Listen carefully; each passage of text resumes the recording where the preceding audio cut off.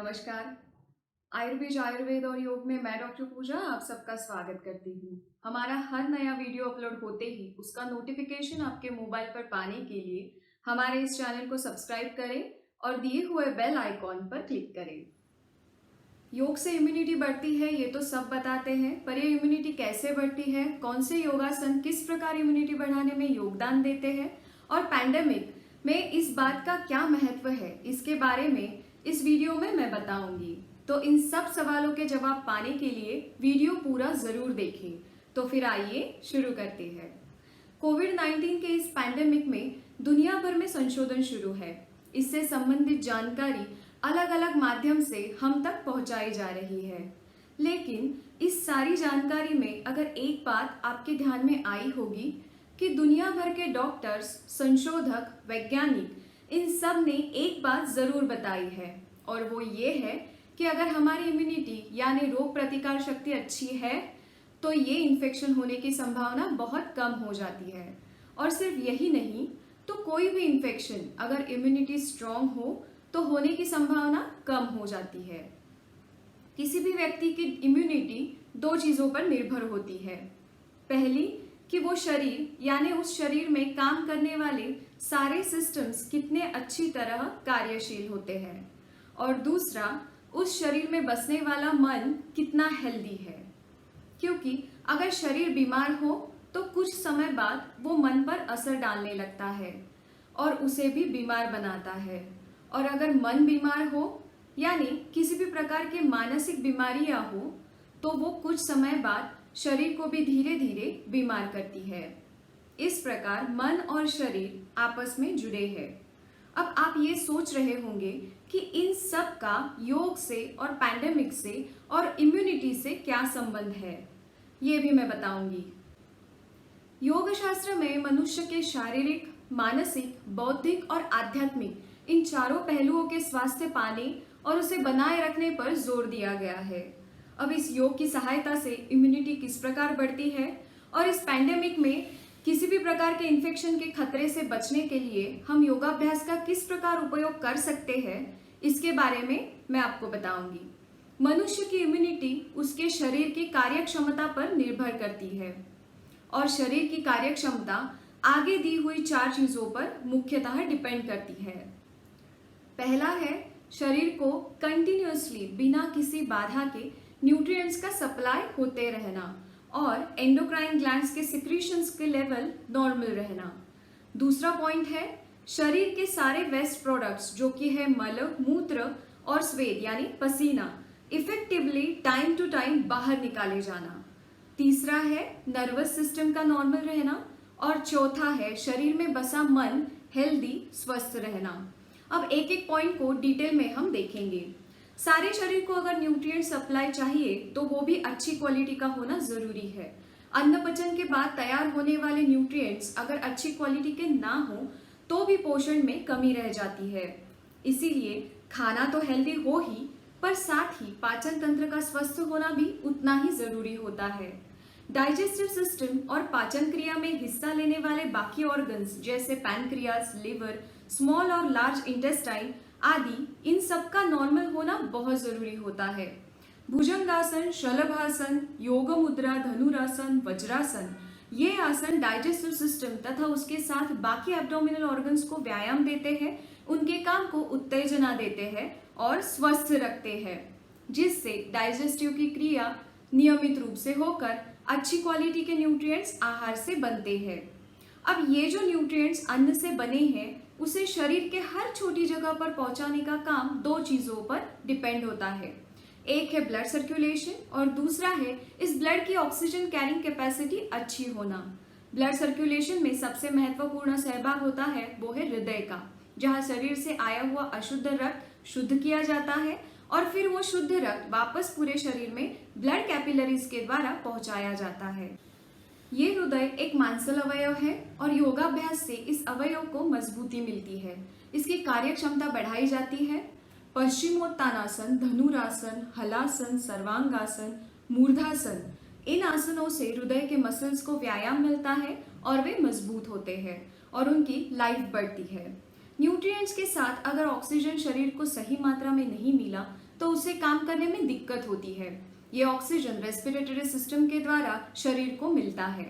गोमुखासन, मकर आसन, पर्वत आसन, नौकासन, वीरभद्रासन, कपालभाति, अनुलोम विलोम जैसे प्राणायाम और योगाभ्यास से लंग्स की कैपेसिटी बढ़ती है, जिससे ज्यादा से ज्यादा मात्रा में शरीर में ऑक्सीजन पहुंचाया जाता है।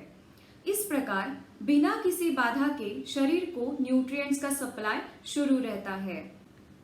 एंडोक्राइन ग्लैंड्स के सिक्रीशंस पर मनुष्य शरीर की growth, development, metabolism, reproduction, moods ये सब निर्भर होते हैं। इसीलिए इनके सिक्रीशंस में अगर कुछ गड़बड़ हो जाए तो हाइपर या हाइपोथायरॉइड, डायबिटीज, जाइजेंटिज्म इन जैसी बीमारियां होती है। मत्स्यासन, उष्ट्रासन, हलासन, विपरीत करणी, कंधरासन ये आसन थायराइड ग्लैंड, सुप्त वज्रासन, अर्धशलभासन, पवन मुक्तासन, सूर्य नमस्कार, सर्वांगासन, पद्मासन, योग मुद्रा, परिवृत्त जानुशीरासन, बद्ध कोणासन इन जैसे आसन बाकी ग्लैंड्स के सिक्रीशंस को उत्तेजना देते हैं, जिनकी वजह से रिप्रोडक्टिव सिस्टम जैसी जो सिस्टम्स है अपना काम ठीक से कर सकती है।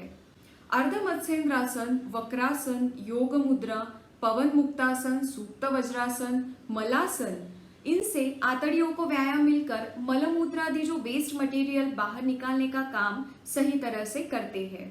साथ ही कपालभाति, भस्त्रिका जैसे जो प्राणायाम है वे शरीर से टॉक्सिन्स बाहर निकालते हैं। तीसरा इंपॉर्टेंट पार्ट होता है नर्वस सिस्टम का नॉर्मल होना। नर्व्स का जो जाल पूरे शरीर में फैला है, हर एक पेशी यानी टिश्यू को काम करने की उत्तेजना जो है वो ये नर्व्स करती है। इसीलिए इस नर्वस सिस्टम का हेल्दी रहना बहुत जरूरी होता है। सर्वांगासन, अधोमुख श्वानासन, मूर्धासन, अनुलोम विलोम, भ्रामरी जैसे प्राणायाम मस्तिष्क को ब्लड सप्लाई बढ़ाते हैं, जिससे उसका टेंशन कम होता है, वो रिलैक्स होता है। साथ ही मस्तिष्क से निकलने वाली क्रेनियल नर्व्स जो विविध प्रकार के संवेदनाओं का अनुभव हमें कराने का काम करती है, उनका आरोग्य इस योगाभ्यास से अच्छा रहता है। ऑलमोस्ट सारे ही आसन स्पाइनल कॉर्ड को व्यायाम देते हैं, उसे मजबूती देते हैं, लचीला बनाते हैं और उससे निकलने वाली स्पाइनल नर्व्स के काम को भी उत्तेजित करते हैं, सही तरह चलाने में मदद करते हैं। इस प्रकार नर्वस सिस्टम के जो दो महत्वपूर्ण अंग है, मस्तिष्क और स्पाइनल कॉर्ड, इनकी देखभाल योगाभ्यास से अच्छी तरह होती है और उनकी कार्य क्षमता बढ़ने में सहायता मिलती है। तो ये हुआ हमारा तीसरा इंपॉर्टेंट पॉइंट कवर। अब देखते हैं इम्यूनिटी बढ़ाने के लिए चौथा पॉइंट, और वो है कि शरीर में बसने वाले मन पर योगाभ्यास कैसे परिणाम करता है। मैंने शुरुआत में ही बताया कि शरीर और मन आपस में जुड़े हैं। अगर शरीर बीमार है तो वो मन पर प्रभाव डालता है, और मन बीमार है तो कुछ समय बाद उसका परिणाम शरीर पर दिखाई देने लगता है।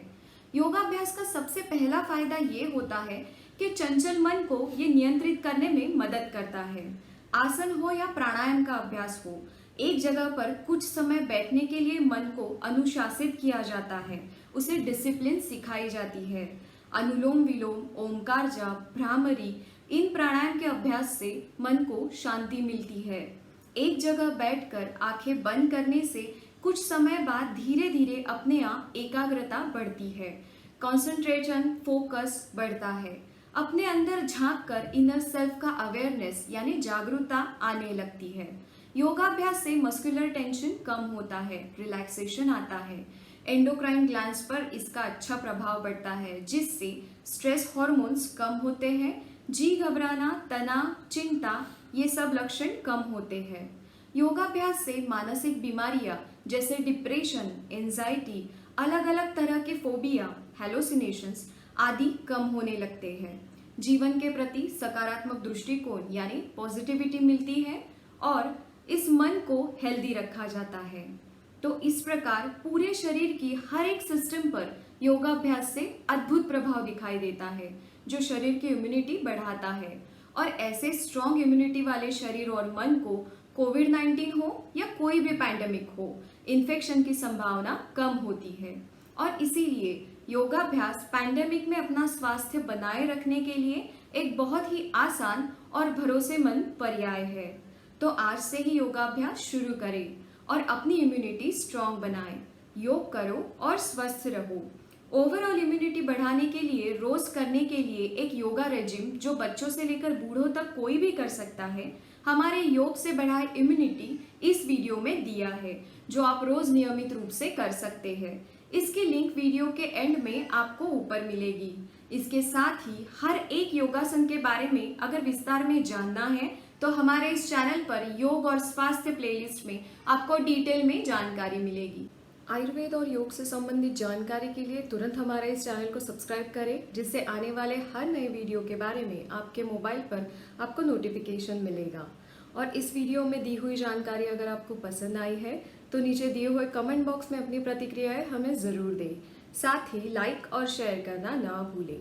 इसके अलावा आप फेसबुक और इंस्टाग्राम पर भी हमसे जुड़ सकते हैं। धन्यवाद।